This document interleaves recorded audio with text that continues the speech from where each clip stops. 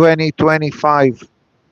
Although 9/11 in the year 2001 was a week literally before Rosh Hashanah. So in the Hebrew calendar, next week is when 9/11 actually took place. On the Gregorian calendar, today, America and Israel and many countries in the world are remembering the tragedy of 9/11, a regretful day for human history that changed humanity, changed the world, changed life. On top of that, we have the tragedy of yesterday, this individual, child, right, a good friend of Israel, and someone, he wasn't Jewish, but someone who really had a tremendous love for Am Israel and Eretz Israel, and he did not compromise on the Noahide laws, on the Shiva Mitzvot B'nei Noah. Okay, he was Christian, doesn't matter. He was whatever religion he had. But according to the great wise men of Israel, he fall into the category of Shiva Mitzvot B'nei Noah, a Noahide citizen of the world. Pro-life and not the opposite, because all the madness that's going on. And there are videos circulating, when was he shot? He was shot when he was asked a question about, God forbid, trans something. In the olden days, it means transmission of a car. Today, you say the word trans, you gotta finish up the sentence. What are you trying to say? Whatever, I know. It's not a nice word. It's not a kosher word, obviously, big time. And at that moment, something that he stood for, I hope they find whoever did it. Because it's a very problematic message and dangerous message being sent throughout the entire world. I'm not an expert, but it looks like. Yeah, and whoever was captured was released because it wasn't the person. Menachem handled the world properly. Also, there are a couple of countries that are going to start paying a price because they're bashing Israel, they are cursing Israel, they are threatening Israel, like one of the wise guys from Spain. I was about to say to him earlier today, I didn't have a chance to speak to him yet, but what he said, you have a big bill with the Jewish people.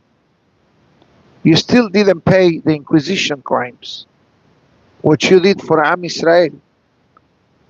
So stay quiet, because anyone who threatens Israel not only will fail, but yesh Elokim ba'olam. There is a God in the world.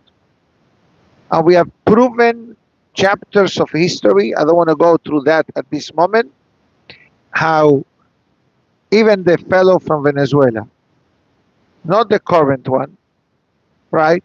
When he passed away, obviously, but when he started to fight for his life, when he cursed the Jewish people publicly, it's in public record. He cursed the Yehudim, he cursed Am Israel, he cursed Eretz Israel. And the Torah says, Mevarechecha Baruch, umarerecha arur. Whoever curses, the curse bounces back. Whoever blesses, the blessing comes back.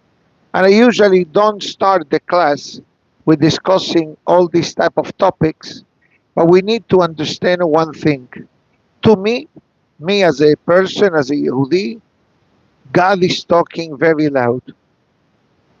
Between the Ramot, Israel, between the tragedy, terrorist attack, Qatar fiasco apparently, yesterday's case, today's 9/11 remembrance of that unfortunate day.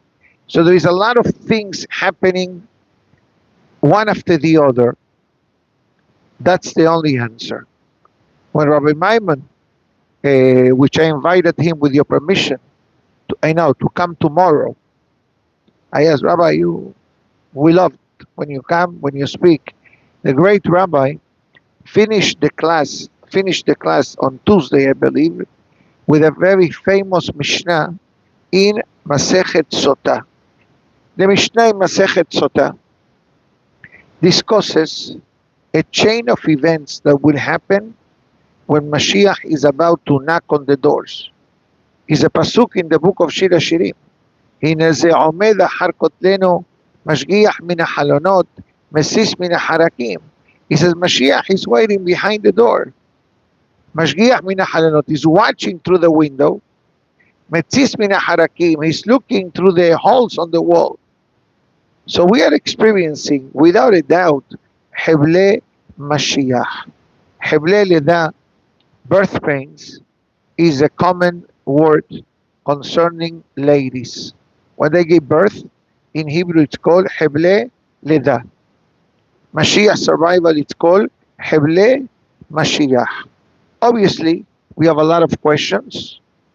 We don't have answers. That's the reality of life. And it's okay to have questions. But we need to understand that whatever happens in the world is truly beyond our understanding and comprehension. Are we suffering for the suffering of the Jewish people? For sure. Are we worried about the political arena developing in front of our eyes? For sure. So a lot of these things do affect the life of the person. But the final sentence of the Mishnah says, a few times in the Gemara even it's quoted, there is no one to rely upon, Baruch HaKadosh Baruch Hu. It's like a paint, right? Sometimes you see the painter painting. What does he do? He's spreading paint all over. Red, blue, white, black, yellow, green. And he said, what are you doing? It doesn't make sense what you're doing. Why it doesn't make sense? Because we're looking at it with a naked eye. We're not the artists. We're not the graphic designers. We are laymen. We are humans with limited capacity. But when the designer or the artist, I believe it said better, finishes that piece of art, you say, wow, right, it's a masterpiece. I didn't understand it. Of course. It's like this, they tell a story with the Ramban Nachmanides, who, a student of his, going back 1,000 years almost, God forbid, was fighting for his life. And there was no medical solution back then, like we have today, Baruch Hashem. And he felt that his end was near. So he asked the rabbi to come and to do prayers for him, with him. There is a concept, God forbid, you should never need to do it, but it's good to do it. Is when, God forbid, somebody is in the last day or moments of their life, to be with a person, to say the Shema, to do vidui. Remember you saw me in Aventura hospital? Right, that's it. Regretfully, we have done it, but it says in the introduction to the prayers that when the Shema and the Vidui is made, a lot of things could happen. Suddenly, that the compassion of Shamayim reactivates and things change, or if not changes, but the transition for the soul is in a much higher level than without Shema, without Vidui. So the Ramban went to the student's house, prayed with him, sat with him, cried with him, Teshuvah, obviously. And then the Ramban asked his student can I ask you a favor?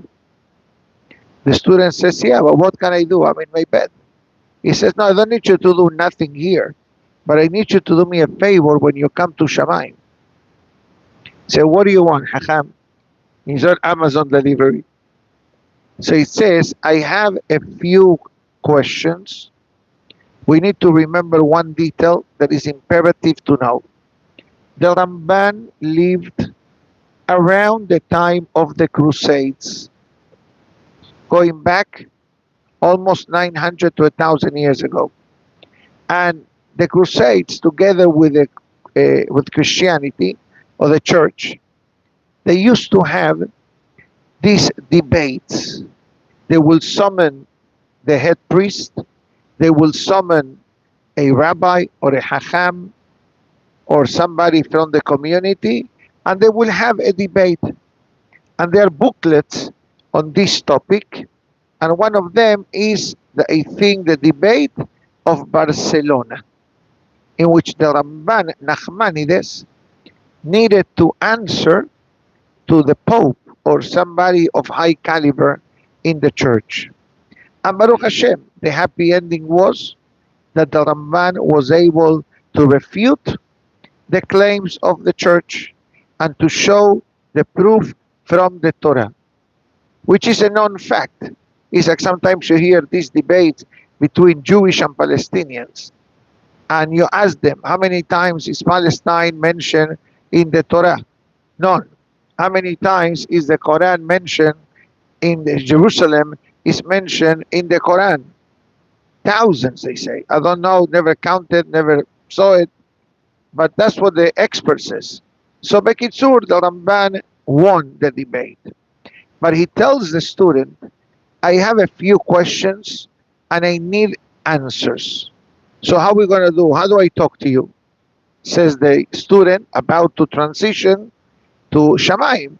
Says, when it comes to the Sheloshim, after you finish settling in Shamayim, come back and you let me know the answers. So the Sheloshim came, the student comes to the Ramban in a dream, and the Ramban says, how are you? How are things in Shamayim? Very good, very comfortable. They give me a nice suite, with a free room service, included. Yes, they do the beds every day. Nice, comfortable. So what happened to my questions?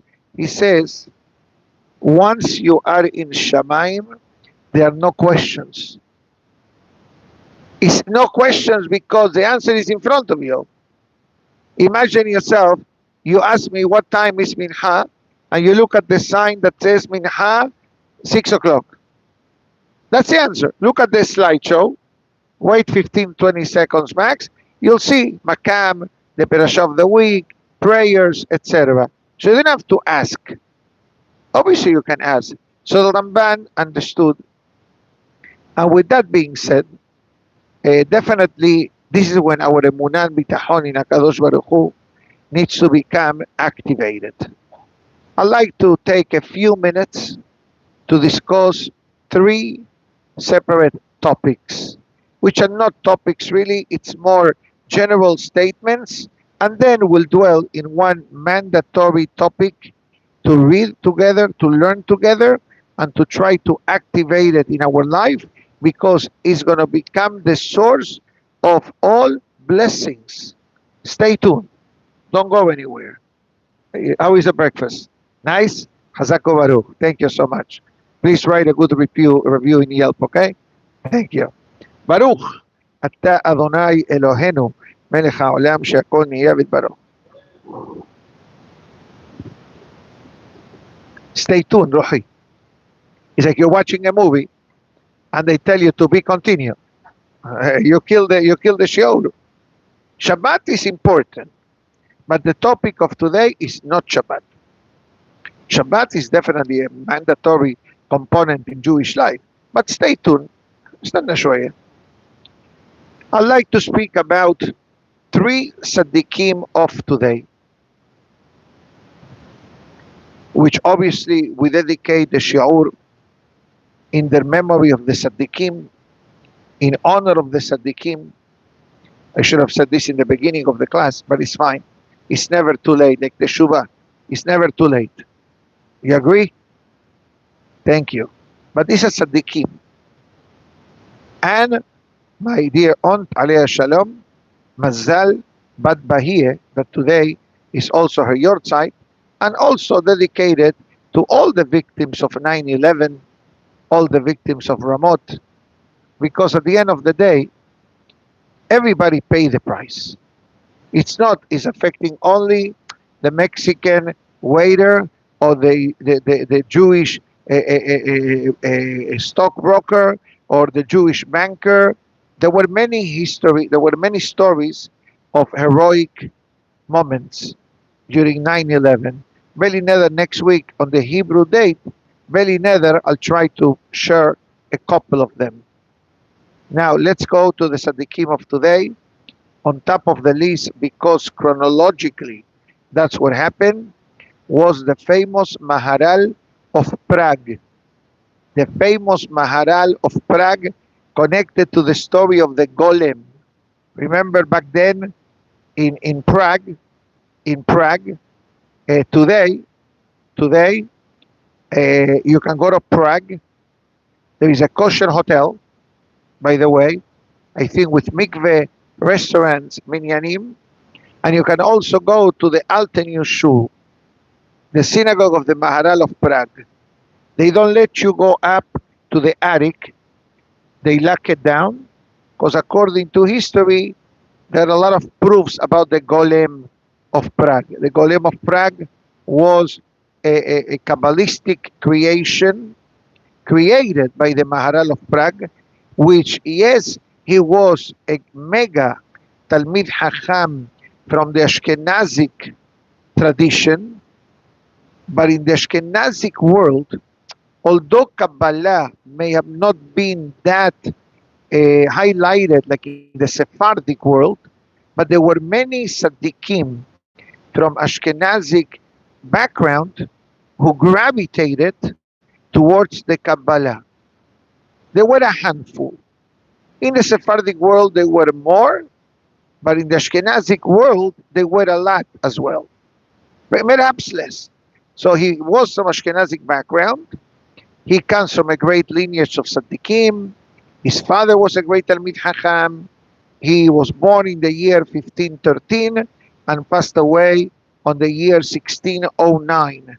And you hear me through the classes and the Shabbatot that we quote often the Maharal of Prague, because he has a very peculiar way of revealing, that's the word, hidden messages from the Torah. That is the whole idea of Kabbalah. Like we learned the other day on the Hilulah of the Ben Ish Chai. What the Ben Ish Chai does, he coordinates the Kabbalistic aspect, the hidden aspects, with the actual aspect of the Torah. And I'll touch on that topic when we discuss the final topic of today. This was today the Maharal of Prague. High Elul. In the Hasidic world, High Elul, it's a very important date. And I say this because I know that many people in the audience, in the room and virtual, are familiar with this topic. But it's a peculiar concept, High Elul. Why? Because we're not remembering the passing of Tzadikim, but High Elul has to do with the birth of Tzadikim. Who was born in High Elul? The first one, the Baal Shem Tov. Rabbi Israel Baal Shem Tov, the famous Rabbi Israel Baal Shem Tov, he was born in High Elul and passed away in Shavuot. That was the Baal Shem Tov, connected to the third topic of today. The second Tzaddik connected to today's day also, the Baal Hatanya, Rabbeinu Senior Zalman of Liadi. What did he do? He wrote the Shulchan Aruch. Sure, you have two Shulchan Aruchs. You have the Shulchan Aruch, Maran Rabbi Yosef Karo. No, Kitzur is Rabbi Shlomo Gansfried. Then you have Shulchan Aruch Harav. The Baal Hatanya was considered one of the greatest Hachamim and Tsadikim of his generation. Yes, the founder of the Chabad Lubavitch movement. And the other day, Rabbi Mansur was invited to one of the key days in the life of the Baal HaTanya, and he explained, I believe, something to do with the name. His name is Shenior. Why is it called Shenior? Sheneor. He brought double light, the light of Halakha and the light of Hasidic service to God. So if you remember, the lineup was the Baal Shem Tov, then came the Magid of Mezrich, then came the Baal HaTanya. The Baal HaTanya was a student of the Magid of Mezrich, which was the successor upon the passing of the Baal Shem Tov. And he wrote the Tanya, known as Sefer Shel Benonim. There was a great Sephardic rabbi, Alav Shalom, Rabbi Yoram Abirgel. You may heard of him from Netivot. Tzadik, regretfully passed away. But he was a master in this book. And I think in one of the Shiurim he says was that whoever learned this book receives a certain dosage of Irat Shamayim. Because what the Baal HaTanya did, the Baal HaTanya tells you in the Tanya many things. One thing he says, stay away from sadness. What else he says? Gravitate towards happiness. Because sadness blocks godliness and happiness activates godliness. What is the source to make such a statement? So he quoted the Gemara. There is a Gemara that says, and I say it in Hebrew, then I'll translate. En ha-Shekhinah shora lo mitoch atzvut ela mitoch simcha. You want to attract godliness. You want God to be with you. God is with us. There's no question. The question is, at what level is godliness revealed? One answer. The Gemara says, godliness does not dwell when there is sadness, but it dwells when there is happiness. Like Shalom Bait. Doesn't the Gemara says the same thing? Ish ve'isha zachu shechina sheruya benehem. Husband and wife, they're in a good, harmonious, respectful, proper relationship. God says, I like to move into your home. I like your home. Shechina sheruya benehem means God stands between the husband and wife. So imagine yourself, a parent that has two children, right? And walks on the street. What do? You hold the hand of one and you hold the hand of another. That is exactly what the Gemara talks about when there is a proper relationship at home. There is respect, there is kavod, there is cheres, etc. God says, I like your home. I want to be with you. But that, the automatic outcome of that good level of relationship is home. Don't they say, happy wife, happy house, happy life? Okay, Hazako Baruch. I like that. It's beautiful. It is true. At times, you're good on the street, you do everything, and and suddenly you get home, and you say, I wish it's the next morning to leave. By the way, it's in this week's Torah portion, which I'm going to go straight to the Perashah, because it's all connected to whatever we are saying today in so many different levels. So bear with me 5 or 7 minutes, if you don't mind.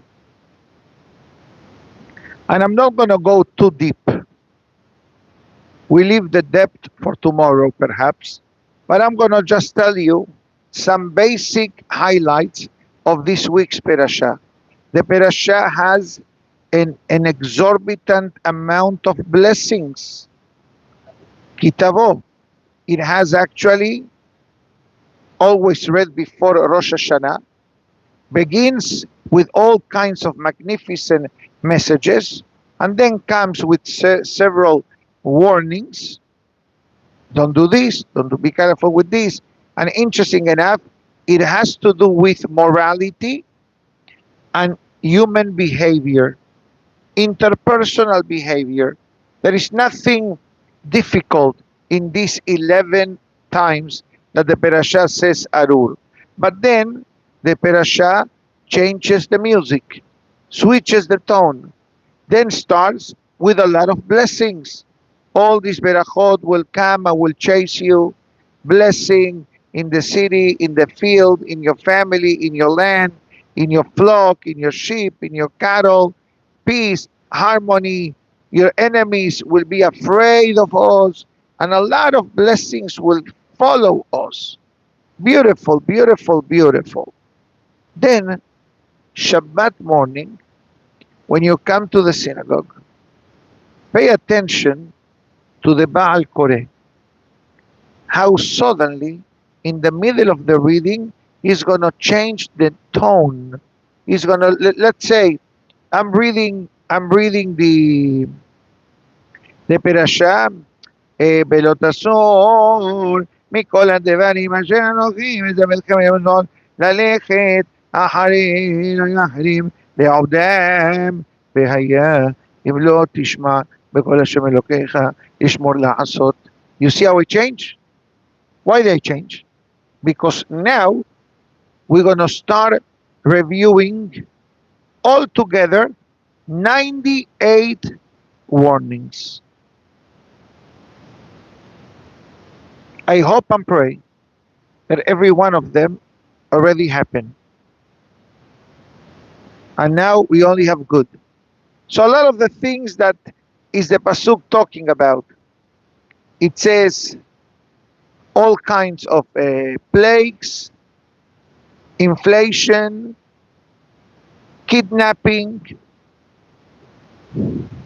Sure, it's a Pasuk in the parasha. Sure. It's a Pasuk. Sure. Right here. בנים ובנות תוליד, ולא יהיו לך כי ילכו בשבי. That's the meaning of hostages. Then you have all kinds of things, and then it says later on, now the enemy will come to the point, this is connected to perhaps 9/11, it says, they will come to your cities until they collapse the highest and fortified walls which you trusted throughout the land. This is only a free sample. Next week, Perasha, on the actual day of 9/11 Hebrew date, you're going to see what the Pasuk says. More details. Tisha B'Av is the American 9/11 because 9 is Tisha and Av is the 11th month of the calendar. So the American Tisha B'Av is 9/11. It's not a joke. Sure. I saved that for next week, but okay, thank you for reminding me. Hazako Baruch, you want to give the class tomorrow maybe? No, it was a joke. Okay? I want you to listen so you correct me. I need a backup and say the guy that claps and then everybody claps, right? Anyways, but then talks about different types of plagues, different type of financial challenges, speaks about the going into exile, and then it says, in the morning you will say, I hope it was like last night. And at night you will say, I hope that it was like earlier in the morning. You understand? Let's think for a minute as Yehudim. Did anybody thought that in our modern day an October 7th tragedy will happen? Never. Nobody in the wildest dream would have thought that this will happen. And it did happen. It's tragic. What do we say? We'd rather go back to before October 7th. We'd rather go back to before 9/11. Now, I'm sure that we have a lot of questions and I don't have answers. But I'm going to tell you one pasuk from the parasha, and this will be the end of the class of today. I'm going to leave it in a suspense file. Suspense. You need to do the homework. No. It's nothing to guess. I'm going to read you one pasuk from today's parasha that the Torah says, if you fix this, everything is fixed. I don't know what you said, but everybody laughed. Maybe you should come back tomorrow. Let me tell you what the pasuk says. It's here.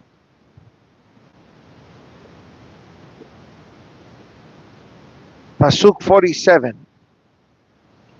Tahat asher lo avadta et Hashem Elokecha v'simcha u'tub levav merov kol. This is the Torah answer why all these things are happening throughout the parasha.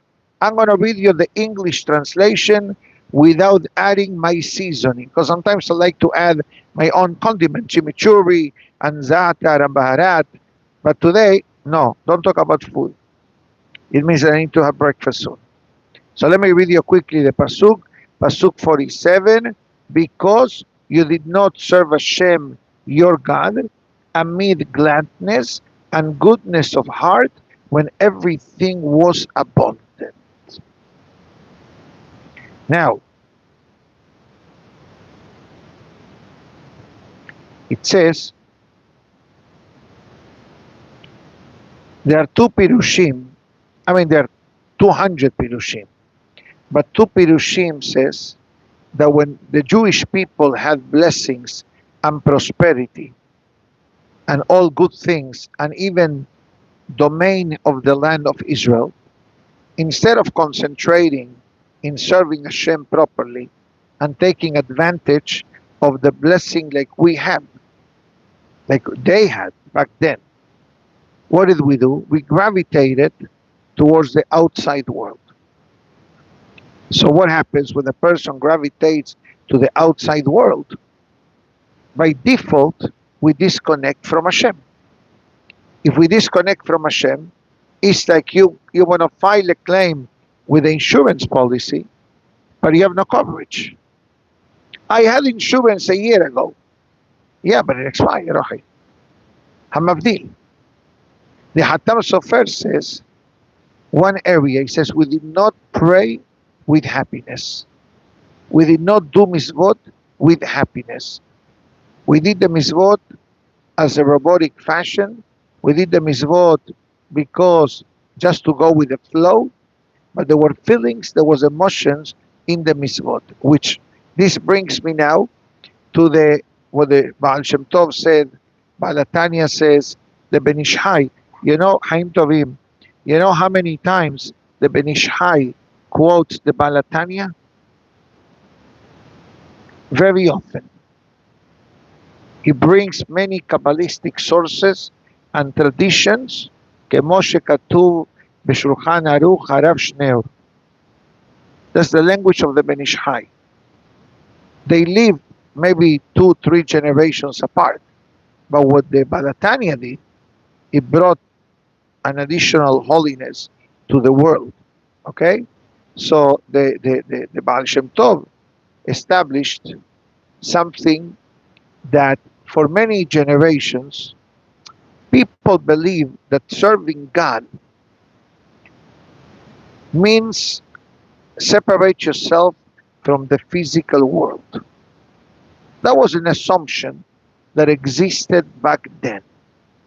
And the way to connect with God was by not only detachment from the physical world, known as perishut, but there was a tradition, a wave, a style, known as sigufim. Sigufim means self-imposed difficulties. For example, fasting the majority of the week, and avoiding certain types of food.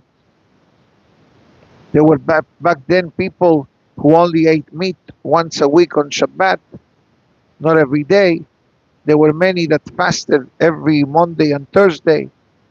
There was a chart of fast days versus transgressions. You understand how people lived back then? We're not judging them, God forbid, because there were many Tsadikim back then. But the Baal Shem Tov came and he says, gentlemen, what did that bring you? Fasting 3 days a week. What did that bring you? And that's all. Did it change you? No. So the Baal Shem Tov patented a couple of things. Number one, the mission of a Jew is to combine both worlds, the physical and the spiritual. I drink a coffee like millions of the world in the world drink coffee. But there is a difference. Because we are Yehudim, when I drink a coffee, I say beracha. I'm allowed to go to a restaurant as long as there is kasher. I can go on vacation as long as I don't travel on Shabbat and I have whatever I need. I can buy an Italian suit. This is Italian suit. At least the label is Italian. You need to read the label now. Then I look at the tag, made in Vietnam. I know. Thank you. But you know what's beautiful about it? That is a kosher suit. Sharpness. I don't look at the brand. I don't even know who this guy is. Zinioli Collezioni. Orale. It's nothing. Collezioni means collection. Moda d'Italia. Yani they took an Italian design, the fabric, but they made it in Vietnam. And you can see the difference. Right? Anyways, but I don't care. I care that the suit that I'm wearing is kasher. You understand? So the Baal Shem Tov says, your mission is not to detach yourself from the world. You know, the Balatanya will finish with this. And the Ben Ish Chai writes also, the topic of happiness is a separate account benefit than the mitzvah. In other words, you came to pray today, Hazako Baruch, you put on talet, you put on tefillin, amen, kedusha, sefer Torah, you gave tzedakah, Hazako Baruch. Let me check if you qualify for an upgrade. You don't ask for it. It's an automatic search. It's like you fly on an airline and you get points. And they give you, you know what? With your points, you qualify for a free upgrade. Okay? So you know what the Ben Ish Chai writes? What is this free upgrade is called? It's called Simcha. The Gemara writes, often, I'll finish in 3 minutes. No, I gotta run. Dohi. Anyways, the Gemara writes, Sha'are tefillah nin'alu. Sometimes the gates of prayers are locked.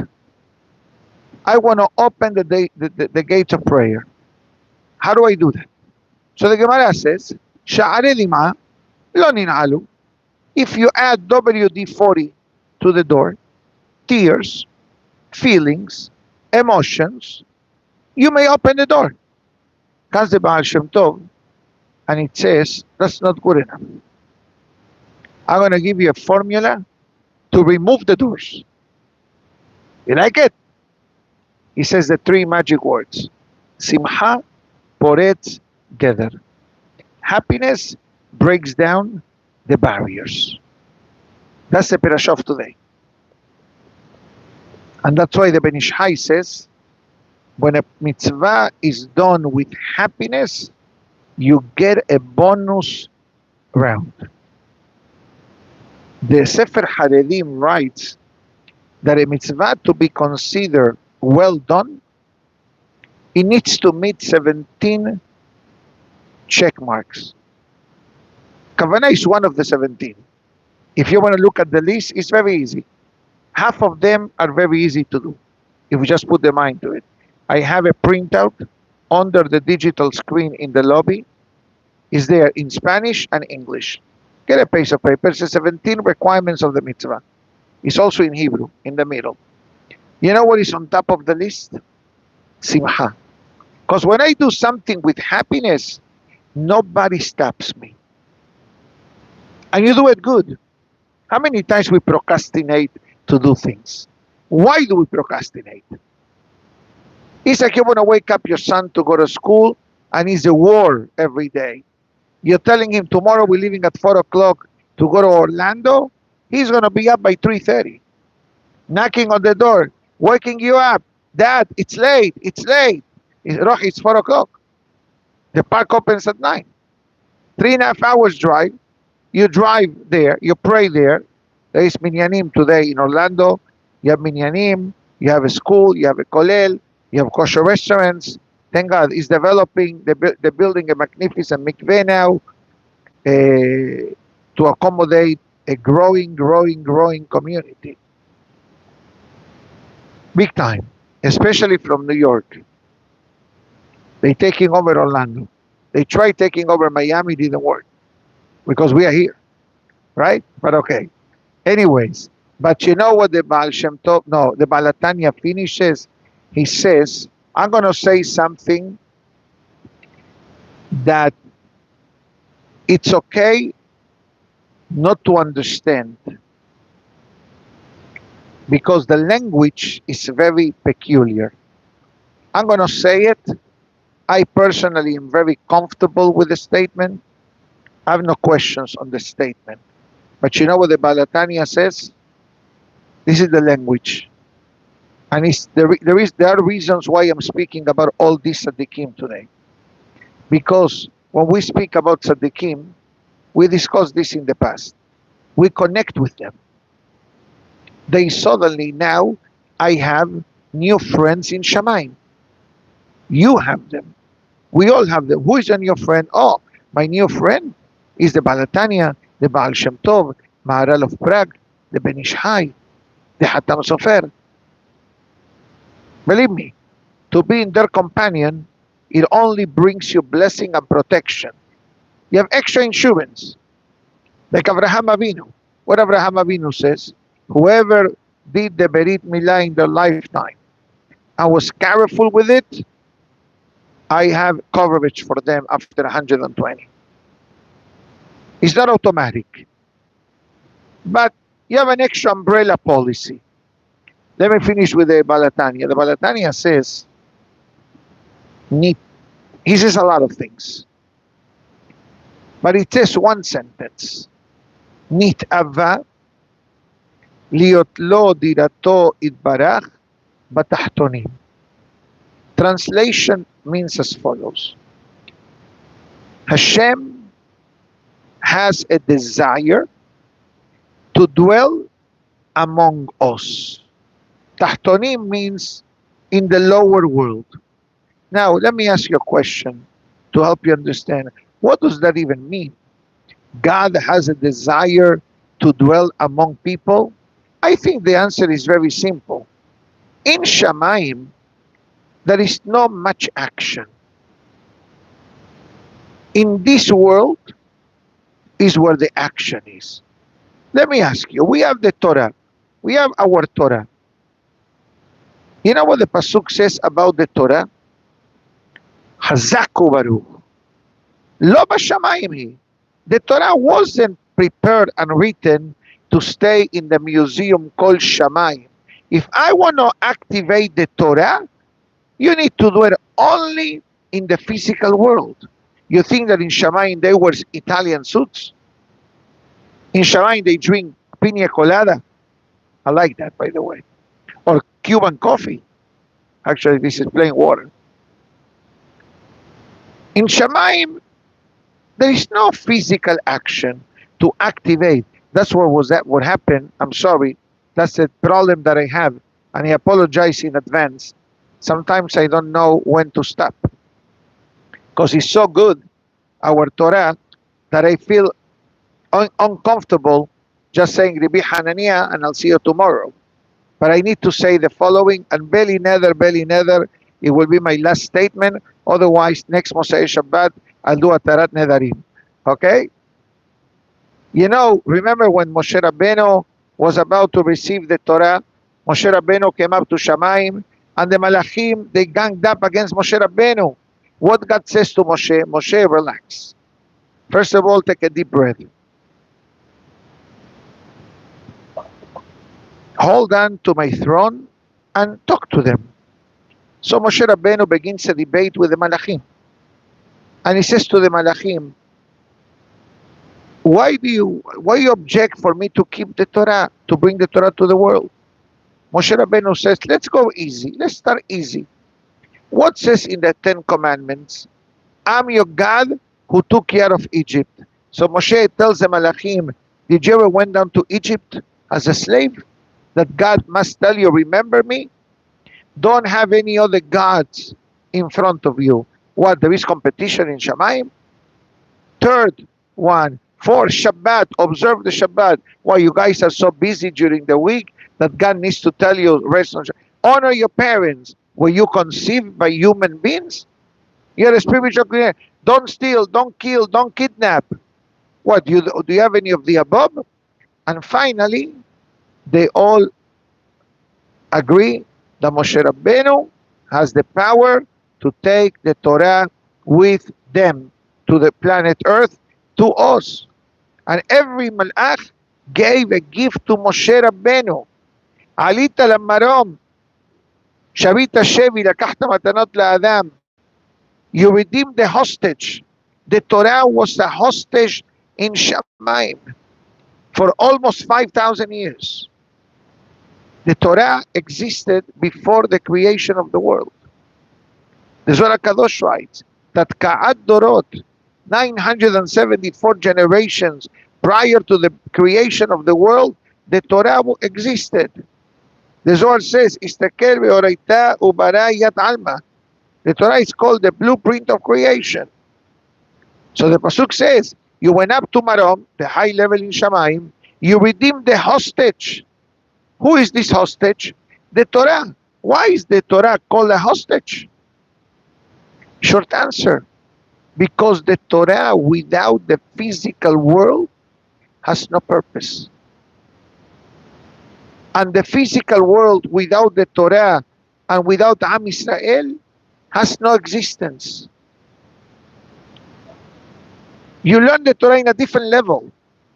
Okay, my good friends, I think that for today we're going to say Dayenu. Okay, no more extra statements for today. Okay, but if you want one, we'll talk in the afternoon. Baruch Adonai Le'olam, Amen ve'amen. Rabbi Hananiah ben Akashia אומר, רצה הקדוש ברוך הוא לזכות את ישראל לפיכך, ועל אין תורה מצוות שנאמר, נחפש למען צדקו, יגדיל תורה וידיר.